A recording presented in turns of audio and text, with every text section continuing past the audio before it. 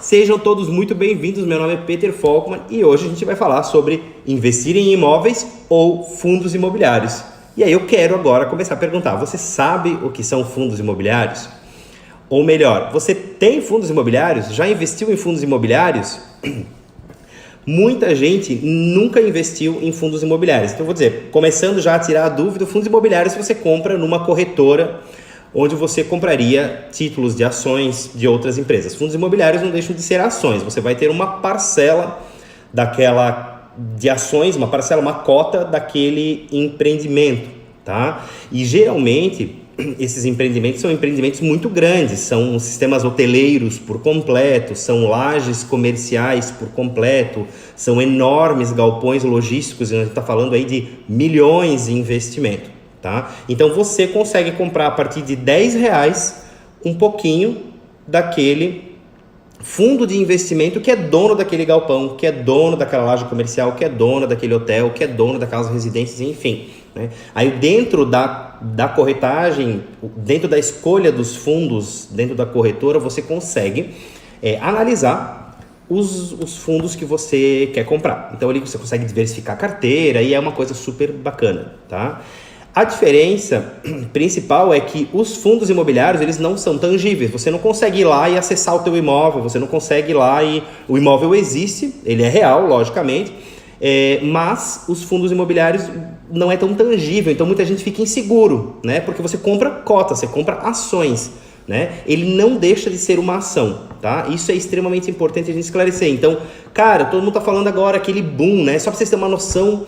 Mesmo durante a pandemia, a bolsa arrecadou, ela cresceu mais de 60%, tá? Então, isso quer dizer que, não que ela cresceu em volume de rentabilidade, mas em volume de operações. Então, isso quer dizer que 60% de mais pessoas começaram a investir seu dinheiro em ações, tá? Entre essas ações existem diversos produtos, né? Desde ações de grandes empresas, mas também os fundos imobiliários estão anexos a esse tipo a esse índice, a essa percentual, né? Então isso quer dizer que as pessoas começaram a negociar um volume maior de ações, de títulos em bolsa.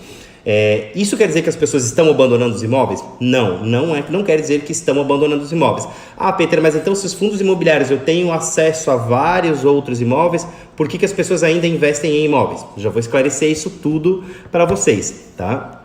Então, o importante é a gente entender o funcionamento dos fundos e poder optar se você quer ter fundos ou se você não quer ter fundos, eu quero investir em imóveis, porque na verdade tem muito a ver com a realização pessoal, tá? Na minha opinião, tem muito a ver com realização pessoal. Eu invisto nos dois, não volumes grandes, mas eu invisto nos dois. E fundos imobiliários, o legal, a principal vantagem dele é justamente que você consegue pulverizar a sua carteira, você consegue investir em várias coisas diferentes sem dispor de muito dinheiro. Então, a partir de R$10, você consegue comprar títulos de fundos imobiliários. E com R$10 você não paga nenhuma parcela de nenhum imóvel que você for comprar fisicamente.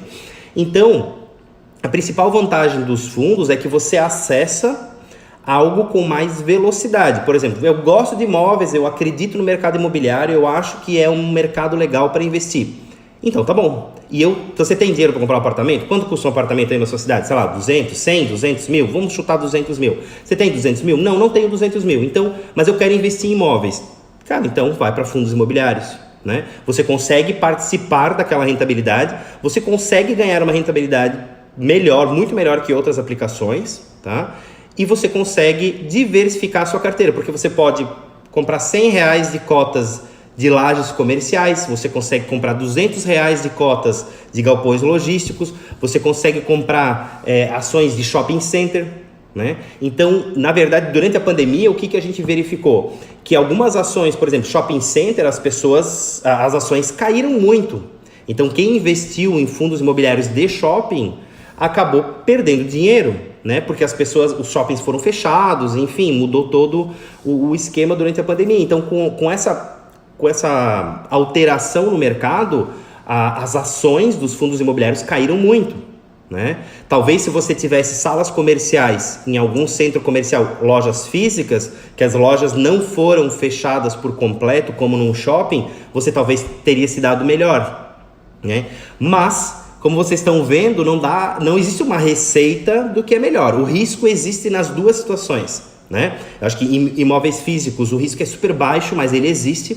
Nos fundos imobiliários, dentro do pacote de ações, o risco dele talvez seja o menor, né? Claro, tesouro direto é menor, mas também a rentabilidade é muito menor, porque ela está atrelada à Selic. Então agora, por exemplo, a Selic foi para 3,5% agora. Então isso quer dizer que dá 1%, nem 0,07%, meu Deus, espera aí, deixa eu fazer a conta rapidinho aqui, ó.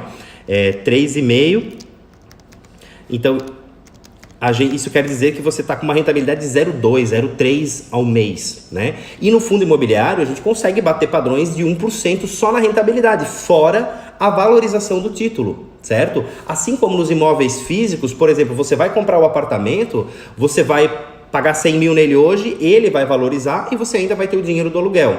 Então o aluguel geralmente gira em torno de 0,5%, 0,7%, podendo chegar a 1% também. A gente tem casos de 1% que eu vivenciei já por alguns momentos, depois, né, isso também é cíclico, mas você consegue uma rentabilidade muito maior do que se você simplesmente investisse em um CDB, por exemplo, tá?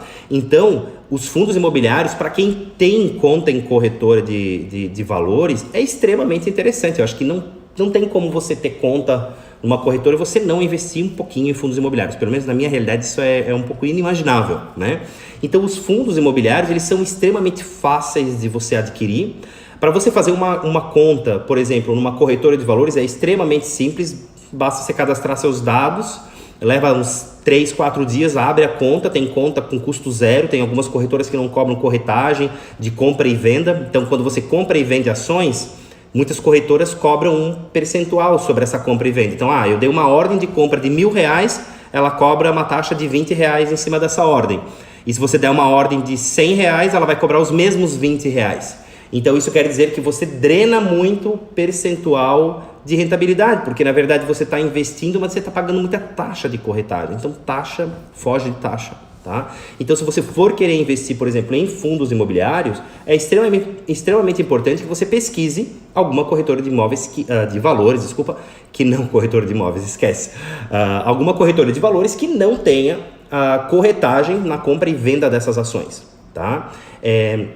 Então, porque senão você vai drenar a sua... Então, talvez com volumes muito grandes, você talvez, né, consiga ter uma rentabilidade melhor. Então, se você botar R$100.000, você vai pagar os mesmos 20, não vai fazer muito cócegas, assim. Mas em cima de R$100, R$200, para quem está começando principalmente, é extremamente importante fugir de corretora que tenha as taxas de corretagem, tá bom? E aí, só fazendo um gap, uma outra dica extremamente importante é que você pesquise as corretoras, e como abrir conta em corretora é gratuito, é interessante que você talvez tenha mais de uma corretora, tenha conta em mais de uma corretora para você ter acesso ao portfólio dela, né? Então você tem acesso tem várias, a Rico, tem a XP, tem a Clear, na verdade todas elas são da XP, mas você tem várias outras opções no mercado e cada uma delas ela é projetada para um nicho de clientes. Então, por exemplo, assim, a XP tem um nicho de investidor que é diferente da Clear, embora ela seja do mesmo grupo, tá? Desculpa, a Clear é do grupo Itaú. Tô falando besteira, gente, peraí, me confundi aqui. Mas enfim, então o que acontece, o mais importante assim, o que eu quero falar para vocês é o seguinte, que é importante a gente ter derivações, mesmo que o dono seja o mesmo. Por exemplo, a Rico e a XP são para investidores com volume muito maior do que a Rico é para investidores mais de entrada. Então é legal que você comece a criar o seu portfólio, comece a criar a sua carteira de investimentos num lugar que seja adequado ao seu perfil, mas é muito bom que você tenha também condições de poder averiguar esses portfólios, essas opções em outras corretoras de imóveis, tá? De valores, desculpa, porque ali você tem diferenciações, tá? E não é incomum você ver, por exemplo, um fundo imobiliário rendendo mais em uma ou em outra, tá? Por que acontece isso? Porque tem um spread bancário, né? O spread bancário é o lucro que o banco coloca em cima daquilo ali. Como a corretora pode te cobrar uma taxinha para poder fazer a movimentação e outras não cobram, você já tem um lucro um pouco maior. E o mesmo acontece com a rentabilidade. Então, às vezes, você consegue render 13% num fundo imobiliário numa corretora e 10% na outra, porque a outra tira um spread um pouco maior. Então, quando você contrata a compra, você acaba perdendo um pouco a rentabilidade. Por quê? Porque o próprio sistema que está te oferecendo isso está comendo uma rentabilidade um pouco maior. É que nem que você vai contratar um software, tem software que é mais barato, mais caro, e alguns oferecem a mesma coisa. Então você tem que estar sempre procurando, tá? Uma é melhor que a outra? Não gosto de indicar, não vou ficar aqui dizendo, eu tenho nessa, eu tenho naquela, eu não acho isso legal, não me sinto confortável, não é esse meu intuito, né? Meu intuito é que você consiga entender a diferença de uma situação para outra e justamente em que momento da vida você está. Porque o mais importante é que você não deixe de investir, né? Que você comece a investir o quanto antes. E se você não tem dinheiro, por exemplo, para comprar um imóvel ainda, cara, eu não tenho 100 mil reais, eu não tenho 200 mil reais para dar num apartamento, numa kitnet, não tenho 40 mil, que com kitnet dá para fazer com 40 mil, eu não tenho esse dinheiro agora, então eu preciso de uma opção para não ficar de fora do mercado imobiliário, fundos imobiliários, certo?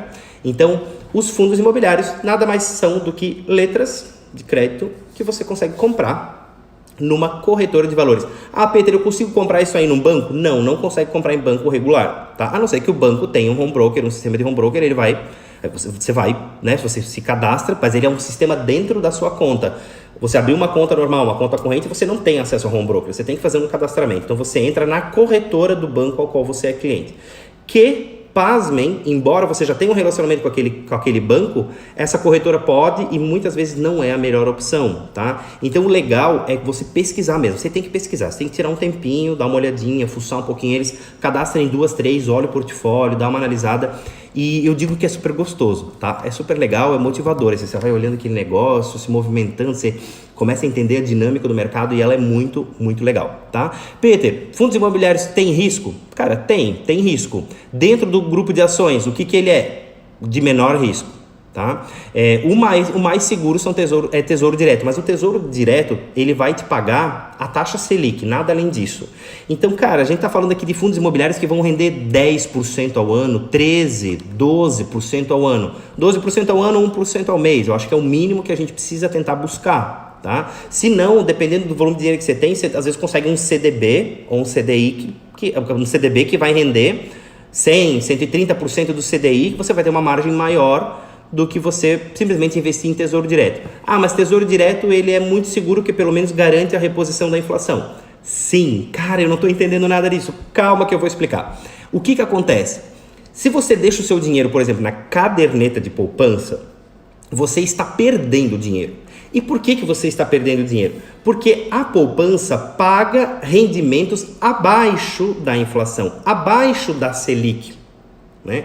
Então isso quer dizer que o custo de vida que a gente tem sobe muito mais do que o dinheiro reajusta. Então os R$1.000 que eu tenho hoje, no final do ano não vão comprar a mesma coisa que compram hoje. Então eu perdi dinheiro, então eu não tenho mais R$1.000. Eu não tenho mais o poder de compra de R$1.000. Por isso que a gente é tão ávido em tentar olhar cada percentualzinho a mais de rendimento. Por quê? Porque ele faz muita diferença no final, né? Não só para você não perder dinheiro, acho que o primeiro ponto é você não perder dinheiro e o segundo ponto é você conseguir potencializar aquilo que você está guardando.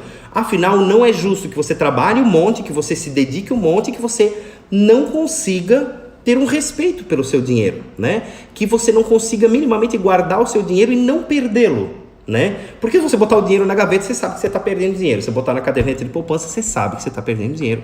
Então você precisa procurar investimentos que no mínimo equiparem a inflação.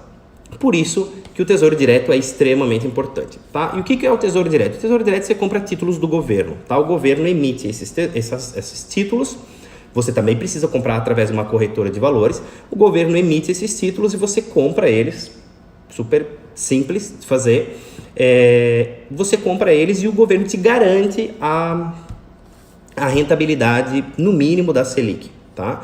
Claro, tem alguns ali que é IPCA mais, sei lá, mais 3,5%, mais 4%, então você consegue, às vezes, você calcula o IPCA, calcula mais 3,5% para você ver quanto que você vai ter aí de rendimento anual, tá? E também, quando você for acessar, quem já acessa a conta de corretora, vai ver, por exemplo, IPCA 2024, então quer dizer que esse investimento, prioritariamente, preferencialmente, para que ele tenha uma renda maior, ele tem que ficar aplicado até 2024. Tem 2035, se você quiser. Então, que ele tem que ficar aplicado até 2035. Mas eu preciso sacar antes disso. Você consegue sacar antes disso, a hora que você quiser. Mas você perde rendimentos, tá? Mas, enfim, ele vai te render a taxa Selic, é a mesma coisa. O Tesouro Direto vai render a taxa Selic, beleza, pessoal? Entendido isso, cara, eu não quero correr risco, não gosto de olhar ação, não gosto de ficar procurando imóvel, não gosto de ficar procurando fundo imobiliário que se encaixa mais no meu padrão, eu só não quero perder meu dinheiro. Tá bom, então procura o Tesouro Direto e eu acho que ele é um bom modal de entrada para esse mundo de investimentos. Então, se você está começando a investir o dinheiro, você não sabe como fazer, faça isso, compre sim Tesouro Direto, acho que é super legal sim, tá? Mas Peter, rende só a Selic, eu tenho chance de ganhar muito mais? Sim, acabei de falar, cada um tem que optar pelo que gosta de fazer, certo? A única coisa que eu vou dizer para você, não faça, se você estiver fazendo nesse momento, para tudo e vai lá e tira o dinheiro de lá, é a caderneta de poupança, você está perdendo dinheiro. E a mesma situação quando você aplicar num CDB que não renda no mínimo 100% de CDI. No mínimo 100% do CDI. Ah, mas eu tenho pouco dinheiro lá. Tudo bem, tem pouco dinheiro, mas você vai fazendo aquela aplicação programada, eu acho legal fazer aquilo ali, porque você tem aquele compromisso do pagamento. Assim que você atingir um score um pouquinho mais alto, você tem que ir lá e negociar com o banco, saca aquilo ali e aplica mais próximo da taxa de 100% de CDI ou acima disso, né? E hoje existem bancos digitais que já oferecem 130% do CDI fácil, tá? Então tem que pesquisar, não dá para ficar dormindo no ponto, porque se a gente ficar dormindo no ponto, o nosso dinheiro vai se escorrendo pelas nossas mãos e aí é muito ruim, né? É tão difícil ganhar dinheiro e é tão ruim a sensação de estar perdendo dinheiro, né? Então é extremamente importante que a gente consiga guardar bem, consiga aplicar bem e consiga segurar o nosso dinheiro de alguma maneira, tá bom? Para capital de giro da empresa, vale a pena deixar em CDI. Então, na verdade, assim, em CDI sim, você consegue uma aplicação no banco, você consegue inclusive com rentabilidade diária, tá? Então, se é capital de giro, você precisa de liquidez imediata daquele dinheiro. Cara, amanhã eu venci uma conta, eu preciso ir lá e consigo resgatar aquele dinheiro. Eu acho que sim, só que tem que só prestar atenção porque alguns bancos oferecem o rendimento de 130% do CDI se você deixar ele por no mínimo 180 dias, tá? Então isso acontece muito, então você precisa tomar cuidado, porque o capital de giro você não vai, 180 dias são 6 meses, você não vai ter como deixar 6 meses aquele dinheiro lá parado, a não ser que seja um fundo de emergência da sua empresa, tá? Mas se não, você precisa contratar CDBs que rendam o máximo possível, mas com liquidez a cada 30 dias, tá? Ou alguns que tenham a rentabilidade diária. Então, o dinheiro ficou mais um dia hoje, você já ganha rentabilidade ali. É super legal aquilo ali também, tá? Então, é uma escolha sua, tá? Eu acho que é mais prático do que você jogar para uma corretora, mesmo que o Tesouro Direto você pode sacar a qualquer momento, mas você garante no mínimo a Selic, mas você tem o trâmite, ele leva no mínimo 3 dias para você conseguir tirar, então depende da velocidade, da necessidade desse dinheiro, eu não recomendo, né? Eu acho que é melhor a gente deixar mesmo a aplicação do banco e tentar ver isso, ver a melhor aplicação possível, sempre se atentando ao prazo do saque, beleza? Então, pessoal, se alguém mais tiver dúvida, pode mandar aqui na caixinha de perguntas, aqui não, caixinha de perguntas eu não abri, mas manda aqui embaixo na live, no texto mesmo, que eu vou estar respondendo para vocês, tá bom? E se não ficou claro, pode me perguntar de novo aí que eu vou ter o maior prazer em explicar. Então, assim, como abrigar esse dinheiro? Então, eu estou falando aqui para vocês sobre as vantagens e a flexibilização dos fundos imobiliários, certo? Como você consegue ter esse tipo de investimento de uma maneira super fácil, né? E o principal é isso, é a liquidez. Então, fundos imobiliários também. Se eu investir em fundos imobiliários, em até 3 dias eu consigo resgatar o dinheiro. Basta eu dar a ordem de venda, consigo vender no preço que eu quiser, né? Aí também existe uma questão que é a oferta de mercado. Então, digamos assim, eu quero vender a minha cota a R$15, eu comprei a 11, mas ela está sendo negociada a 14. Cara, eu posso lá botar a ordem de venda, mas ela pode não ser vendida na velocidade que eu quero. Então, se eu precisar esperar ela chegar onde eu quero, eu não posso usar um dinheiro de capital de giro, eu não posso usar um dinheiro que eu a curto prazo vou precisar, tá bom? Então, eu sugiro que o dinheiro que você vai precisar a curto prazo, você deixa na conta do banco, movimenta isso com velocidade, e o dinheiro que sobra, aqueles 20% que a gente ganha todo mês, que a gente deveria guardar, mas nem todo mundo guarda, esse dinheiro você coloca na sua corretora de valores e você vai criando uma carteira super legal, tá bom? Peter, eu gosto de imóveis, eu prefiro um imóvel físico, eu tenho dificuldade de escolher uma laje corporativa lá em Macaé. Aí já falaram que Macaé, a Petrobras está saindo de lá. Gente, Macaé desculpa citar Macaé, mas Macaé é um exemplo muito clássico de um fundo imobiliário que poderia ter dado pode dar um grande problema, e eu escapei por muito pouco disso aí.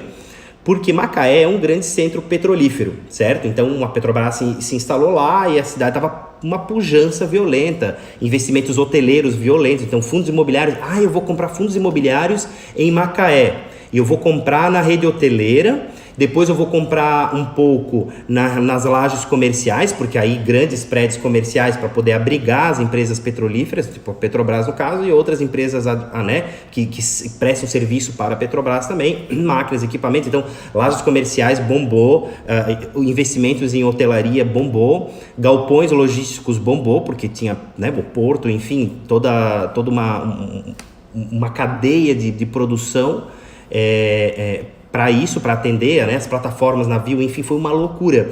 E aí eu pensei, caraca, que cidade legal, a cidade tá uma pujança, e aí você pode se confundir, pensando o seguinte, mas eu investi em lajes comerciais, investi em hotelaria, investi em galpão, tudo em Macaé, eu diversifiquei minha carteira, eu tô super seguro. E o que aconteceu no ano passado? A Petrobras anunciou que vai sair de Macaé. Não que vai sair de Macaé, mas que diminuiu muito com toda essa situação que aconteceu com a Petrobras. Ela acabou diminuindo a operação dela e ela liberou um prédio de lajes comerciais gigantesco. Os investimentos em hotelaria se derreteram porque ninguém mais viajou durante a pandemia, então é mais de um ano já totalmente parado. Então quem, por exemplo, tinha na carteira hotelaria e lajes comerciais, acabou perdendo dinheiro nos fundos imobiliários, certo?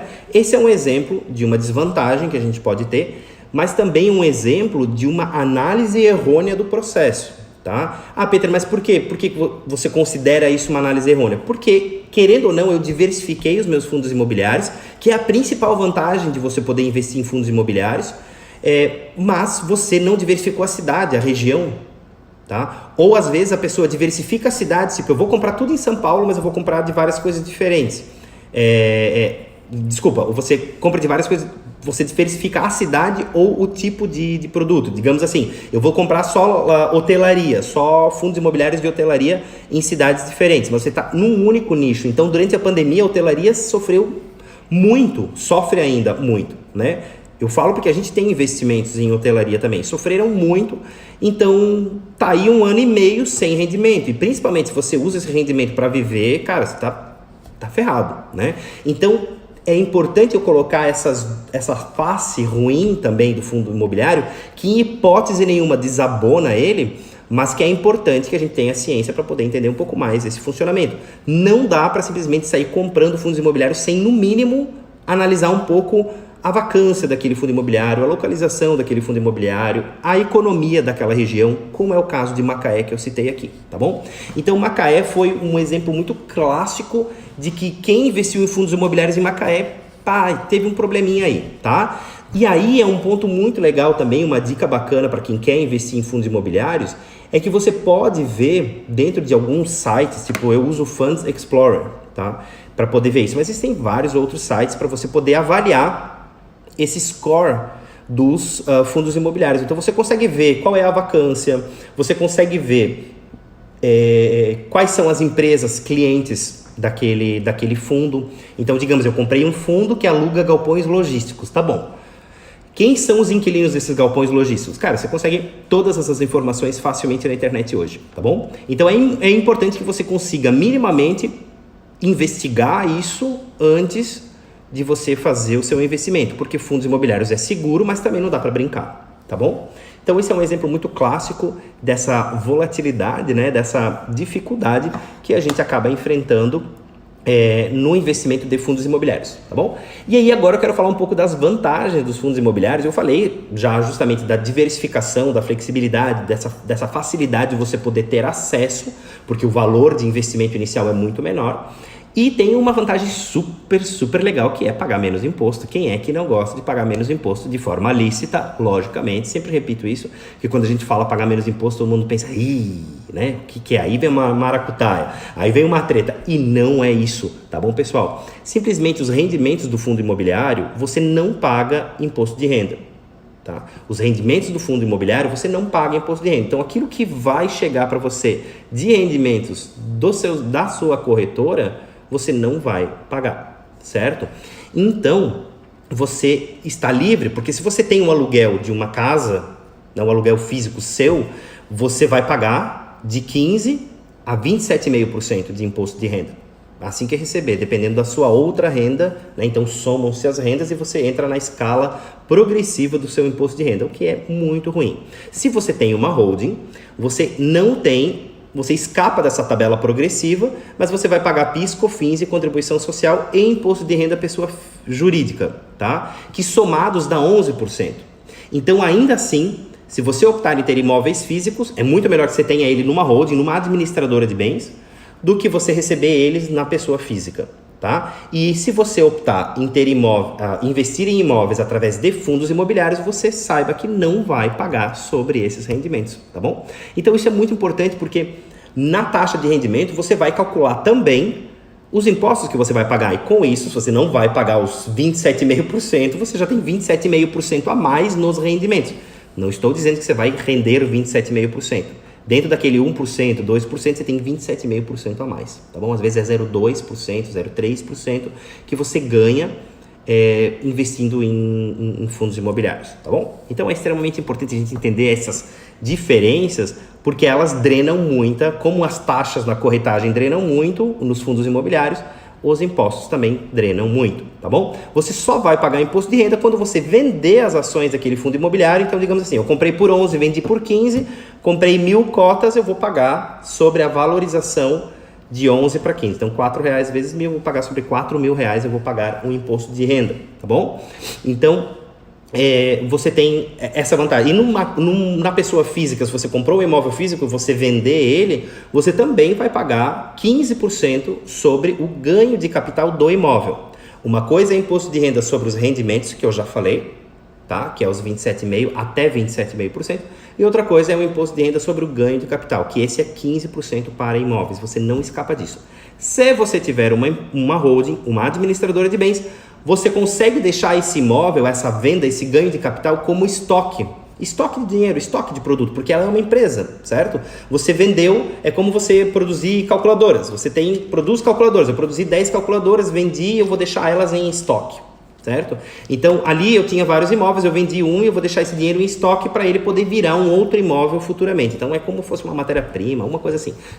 Para entender, é mais ou menos isso, tá bom? Então, pessoal, assim, você consegue numa holding, mais uma vantagem da holding é que se você tem imóveis físicos, você consegue fazer com que você não pague o imposto de renda realizado já na venda daquele imóvel, tá bom? Então, isso é extremamente importante, tá bom? Claro, você vai pagar PIS e COFINS também, que vai chegar em 6% mais ou menos, mas 6% para 15%, você já vai ter uma redução significativa, né? Sobre a venda daquele produto. Não é PIS e COFINS, você vai pagar sobre a venda daquele imóvel físico, mas você consegue deixar a rentabilidade dele, o ganho de capital dele, como estoque na sua holding. Então, você, se tiver uma holding, ela te traz muito mais proteção, tá? Então é isso que eu quero principalmente explicar para vocês.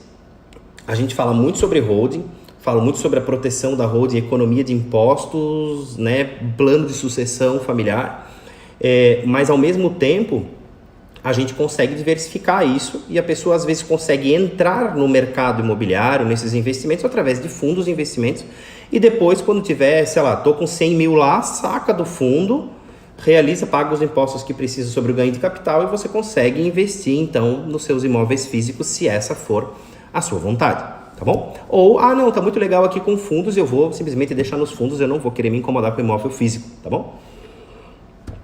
Desvantagens de você ter um imóvel físico é que se você não gosta de obra, não gosta de manutenção, você não gosta de se incomodar com o inquilino, você não quer ser responsável pelo inquilino, né?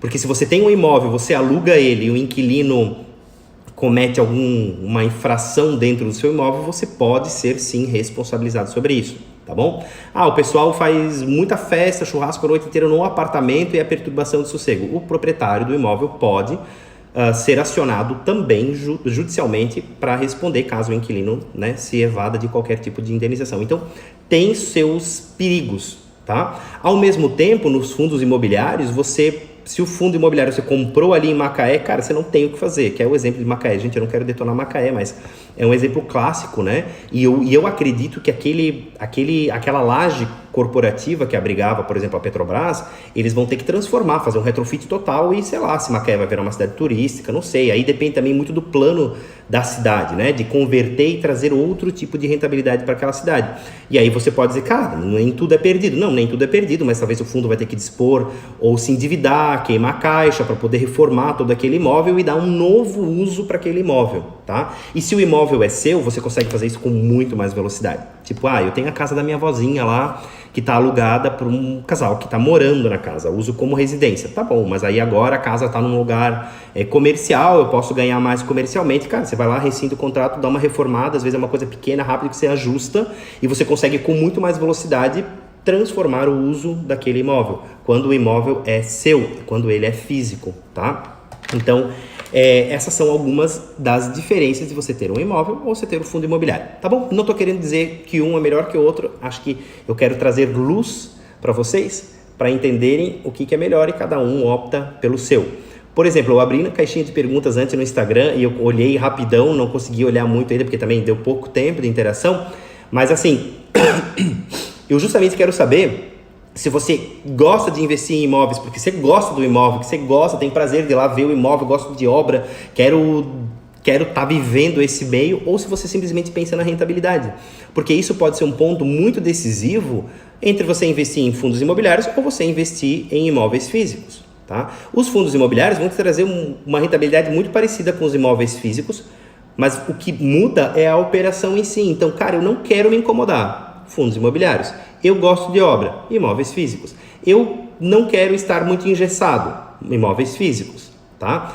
Eu quero participar de um fundo para poder diversificar minha carteira, fundos imobiliários, tá bom?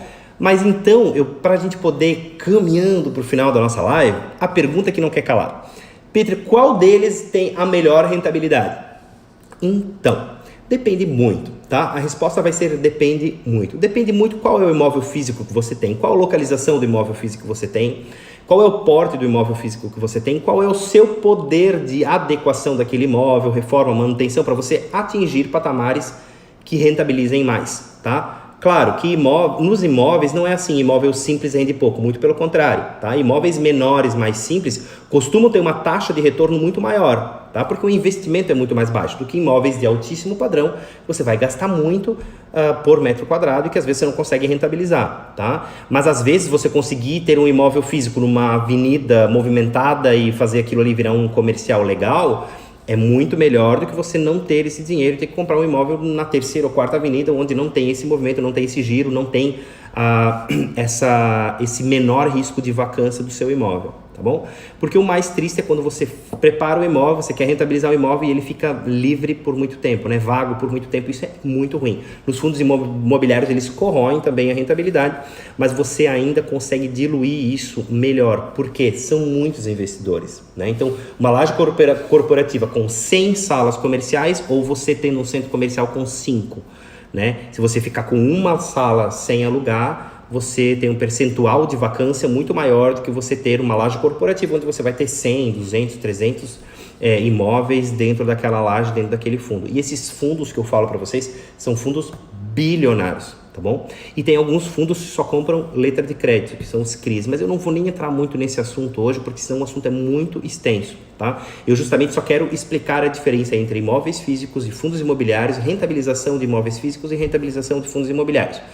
Todos eles vão depender muito da sua análise, do seu poder de compra, da sua barganha, da forma como você consegue fazer. Nos fundos imobiliários você não tem barganha, você pode acompanhar a corretagem todos os dias e tentar mandar ordens de compra. Então, eu acho que a ordem, como flutua muito, você consegue às vezes no momento de baixa, você consegue comprar, adquirir aquela cota, aquelas ações, porque fundos imobiliários são ações, você consegue adquirir ações e às vezes ter um rendimento muito bom. Tá? Mas ao mesmo tempo, como o exemplo de Macaé, você pode cair numa fria porque você não conhece o mercado. Então isso é uma dica extremamente importante. Você comprar um imóvel na cidade em que você mora, você conhece a política da prefeitura, você conhece a política da cidade, você conhece a rua, você conhece o imóvel, você conhece as pessoas, você conhece a economia, você está inserido na economia. Então é muito mais fácil você conseguir por exemplo, acertar num momento como esse que você investir em Macaé, que está lá no Rio de Janeiro, você nunca nem foi naquela cidade, que era o meu caso também, tá bom? Então é extremamente importante que você consiga trazer para a sua vida o que melhor se encaixa, tá bom? Ah, não, eu acho muito arriscado fundos imobiliários, eu não quero, a não ser que eu pegue o carro, vou para Macaé, você pode pegar o Google e procurar o imóvel, mas ainda assim é importante você ir na padaria, você ir no restaurante, você conversar com as pessoas do açougue, conversar com as pessoas na rua, como é o ambiente, como é a economia, qual é o desenvolvimento daquela cidade, né? E quando isso é mais longe, é mais difícil e geralmente gera uma insegurança nos investidores, né? Então, cara, eu não conheço, a não ser que seja um investidor muito preparado, que acompanha muito, mas aí eu estou falando de um nível de investidor muito, muito acima, tá bom? Eu estou falando agora para as pessoas que têm dúvida e não sabem onde investir, de que maneira investir, como entrar nesse mercado e saber e ser o mais assertivo possível, porque geralmente as pessoas que entram no mercado com pouco dinheiro, caras, não podem errar. Né? Quando você tem muito dinheiro, você se dá o luxo de tentar brincar um pouco mais, arriscar um pouco mais. Mas quando você tem pouco dinheiro para poder investir, cara, você não pode errar, você tem que ser muito assertivo, tá? Então é importante que você entenda essa diferença. Cara, eu quero viver de renda, eu quero ter um imóvel, eu quero. Então tá bom, então eu não posso errar. Se eu comprar um apartamento aqui, depois eu tiver qualquer problema com aquele imóvel, cara, me ferrei. Então eu vou diversificar o risco. Né? Vou comprar uma laje corporativa ou vou comprar um imóvel residencial, mas dentro de um fundo eu consigo fazer um investimento menor do que já botar 100, 200 mil ali, tá bom? Então isso acaba, o legal dos fundos imobiliários é que eles viabilizam para qualquer pessoa poder comprar, você não precisa ser rico para poder comprar, tá? E o imóvel, para investimento, a gente já está falando aí de um percentual da população brasileira muito pequeno. Tá? Talvez pessoas que tenham imóveis para fazer investimentos além da sua própria casa, né? Eu acho que sei lá, se está dentro de 1% da população brasileira, então é um pouco delicado isso, né? Então os fundos imobiliários trouxeram democracia a esses investimentos. Por que não falar isso, né? Eu acho que a gente consegue acesso mesmo. Todo mundo tem acesso através dos fundos imobiliários de uma maneira super tranquila, tá bom? Ah, mas geralmente as pessoas mais pobres não têm instrução para abrir conta numa corretora. Cara, abrir conta numa corretora dá para abrir de olho fechado, tá bom? Não é nada complexo. Então, se a pessoa tem um mínimo de instrução, sabe ler, consegue fazer, consegue sim. Hoje tem muito material legal na internet mesmo para você conseguir minimamente investir em tesouro direto, tá bom? Então não pensem que isso é uma situação muito difícil, tá? Porque não é. Se você que está ouvindo a live aqui não tem conta em corretora, cara, faz isso já, faz isso hoje, tá bom? Cadastra lá seus documentos, em 5 dias úteis você vai ter ele e você começa a investir um pouquinho para você começar a sentir esse mercado e sentir a potência que tem, a escala, poder de escala que tem, a oferta e as opções que você tem na sua mão, tá bom? É extremamente legal. Gente, e então para a gente poder finalizar, as rentabilidades, elas não mudam muito, tá bom? Porque é difícil você dizer, os fundos imobiliários rendem mais, não é verdade, os imóveis físicos rendem mais, não é verdade. Você tem vantagens e desvantagens que eu citei algumas aqui, mas você não pode garantir que uma é melhor que a outra, tá bom? Pessoal, eu vou depois abrir umas caixinhas de perguntas aqui também para entender se vocês entenderam esse assunto, se vocês querem que eu discorra mais sobre isso, que é um assunto que a gente pode ficar horas falando sobre isso, até mesmo porque é um mercado muito volátil, né? E ele muda o tempo todo, as decisões mudam o tempo todo. Por exemplo, se você comprou ações de grandes varejistas que conseguiram se potencializar, elas não perderam receita na pandemia, muito pelo contrário, venderam muito mais. Se você investiu em fundos imobiliários, por exemplo, galpões logísticos cresceram muito, porque com o aumento do delivery, os galpões logísticos foram cada vez mais demandados. Mas se você investiu, por exemplo, em shopping center, você certamente perdeu dinheiro.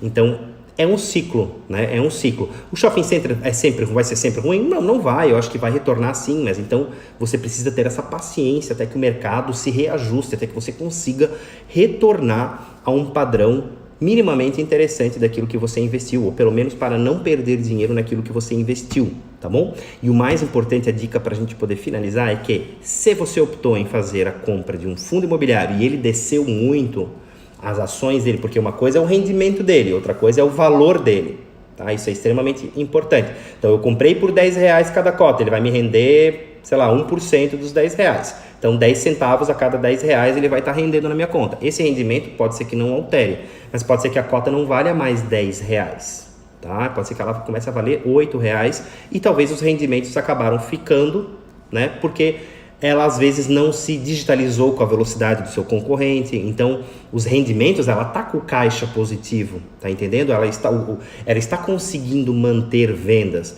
mas ela não tem tanta projeção de crescimento futuro, então é uma análise um pouco mais complexa, tá bom? Que eu também não quero confundir vocês aqui.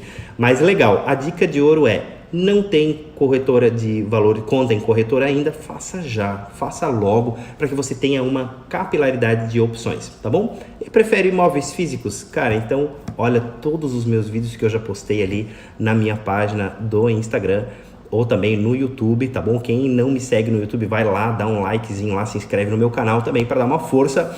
E lá tem muito conteúdo bacana pra gente poder falar sobre os imóveis físicos, tá bom? Pessoal, espero que eu tenha conseguido esclarecer um pouco mais sobre a diferença de imóveis físicos e fundos imobiliários, quais são as diferenças, por que aplicar em um, por que aplicar em outro, qual é o melhor para começar, né? E qual é o melhor para eu poder diversificar a minha carteira de fundos imobiliários, porque isso também é um segredo muito importante. E a gente não pode errar nessa diversificação, como foi o exemplo de Macaé também, que a gente precisa diversificar em todos os sentidos e não só diversificar o tipo do produto e manter a cidade ou o contrário. Tá bom?